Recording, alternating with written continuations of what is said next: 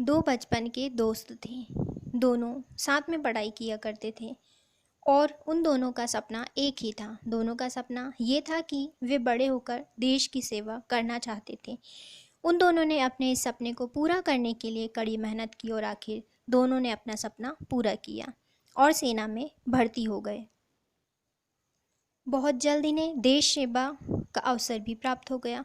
दोनों को इस बात पर बहुत गर्व था कि वे देश सेवा कर रहे हैं। एक बार वे बॉर्डर पर तैनात थे कि वहां अचानक जंग छिड़ गई और उन्हें जंग में भेज दिया गया।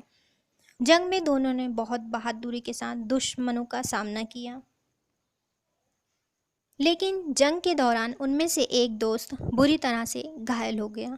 जब दूसरे दोस्त को यह बात पता चली कि उसका दोस्त घायल हो गया है, तो दोस्त अपने घायल दोस्त को बचाने भागा। तभी उसके कैप्टन ने उसे रोकते हुए कहा, तुम उस तरफ मत जाओ, तुम्हारा वहाँ जाना खतरे से खाली नहीं है और अब तुम्हारा वहाँ जाने का कोई फ़ायदा भी नहीं। तुम वहाँ जब तक पहुँचोगे तब तक तुम्हारा दोस्त मर चुका होगा।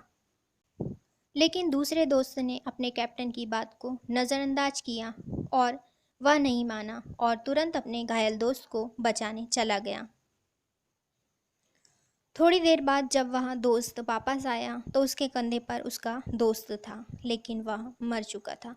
यह देख कैप्टन बोला, मैंने तुमसे पहले ही कहा था कि तुम्हारा वहाँ जाने का कोई फ़ायदा नहीं। मेरे मना करने के बाद भी तुम वहाँ गए और तुम अपने दोस्त को सही सलामत भी नहीं ला पाए। तुम्हारा वहाँ जाना बेकार हुआ।